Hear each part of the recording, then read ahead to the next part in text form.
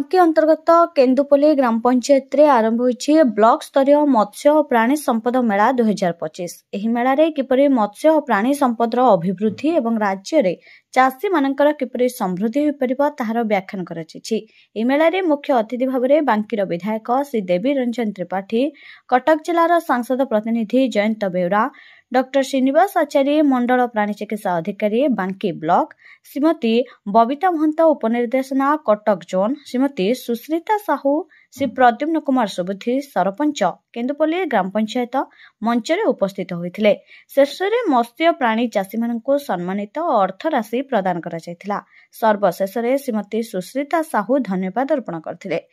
बांकी ब्लॉक आनुकूल्य रे केन्दुपल्ली ठारे अनुष्ठित होथवा फिशरीज एवं पशु संपद विभाग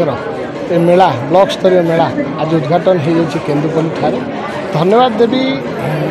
आपण माध्यम समस्त सबु अधिकारी मानक जार नेतृत्व में बांकी ब्लॉक को आपण मैंने जदि अनुध्यान करेंगे अनुशीलन करेंगे बांकी रे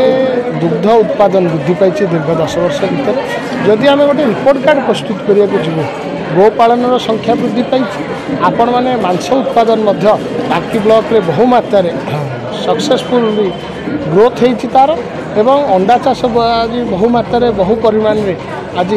चाषी मैंने तार प्रोडक्शन कर कथा को आहरी अधिक व्यापक करने ए कथा को लेकिन सरकार व्यवस्था कर विभिन्न प्रकार सब्सिडी केमती चाषी भाई मैंने पाइपर फिशरीज रे एवं पशु संपदार से लोक मान निकटर अधिका होगी ए कथा को गोटे व्यापक जनजागरण सृष्टि करने जो ब्लॉक स्तरीय मेला आज बांकी ठारे सुचारू रूपे आज अनुष्ठित होती मु ब्लॉक समस्त विभाग अधिकारी फिशरीज एवं पशु संपद आमर जो सब डिविजनल ऑफिसर को आरंभ कर ब्लॉक भेटनारी ऑफिसर मानक समस्त कृतज्ञता ज्ञापन कर सबू गणमाध्यम प्रतिनिधि मैंने सहयोग कर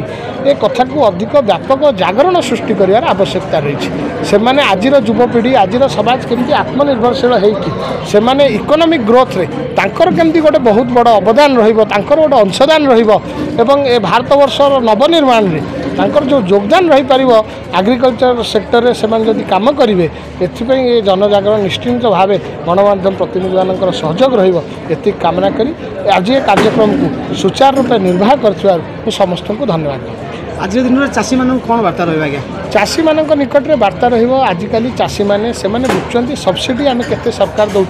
कथा बुझेबार आवश्यकता नहीं। आज आवश्यकता रही चाषी भाई मैंने बुझार अच्छे आम प्रोडक्शन रेट केमती वृद्धि करें आम साइंटिफिक वे आम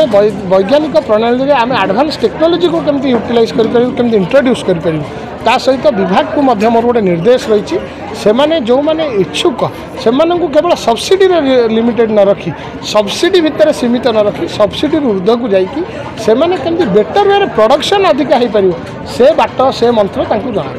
ब्लॉक स्तरीय सहकारी मत्स्य अधिकारी श्रीमती सुश्रिता साहू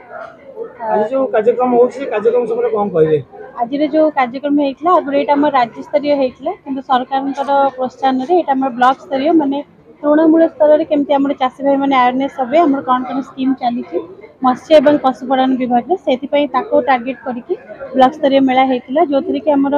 मान्यगण व्यक्ति महोदय जमीक कि आमर मान्यवर विधायक सर श्री देवी रंजन त्रिपाठी सर एवं आमर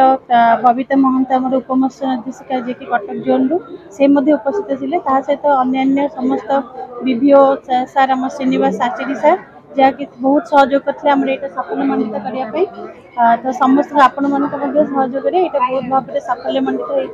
हो आशा करुँगी अलग प्रोग्राम आगामी दिन में सब block level GP level organise करवा कथा सो दैट यहाँ तृणमूल स्तर में आम चाषी मैंने सब योजना माध्यम अवगत हे लाभ उठाई। Mahant deputy director fisheries Cuttack zone वर्तमान मु जिला मत्स्य अधिकारी भाव में इंचार्ज रही कटक आज जो कार्यक्रम होता है कार्यक्रम संपर्क कौन कहे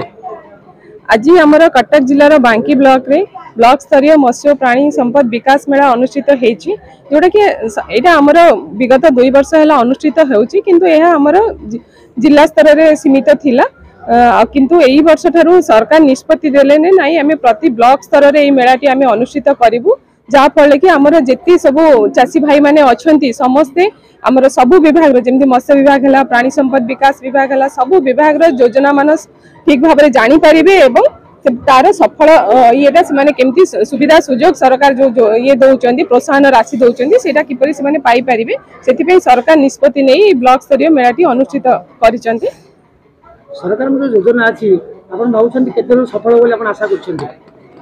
निश्चित भाव में देखो सबू चाषी भाई माने किछि ना किछि आम जेमती आमर कहा जाउछि जे समस्त गाँव रे अछन्ती निश्चित चाष कार्य से माने लिप्त अछन्ती जदि सरकार का प्रोत्साहन रे से माने आउ किछि चाष सहित किछि अनुषंगिक चाष करन्ती निश्चित भाव में तांकर आय द्विगुणित हबो बहुगुणित हबो जोटा सरकारंकर मेन उद्देश्य रहिछि आगामी दिन रे आमी चाषी को किपरि सशक्त करिबा चाषी रो आय द्विगुणित बहुगुणित हेले ही चाषी सशक्त हेबो एवं चाष प्रति आउ विमुख हेबो नाही। कटक बांकीरो शिवप्रसाद साहुंक रिपोर्ट प्राइम टीवी ओडिशा।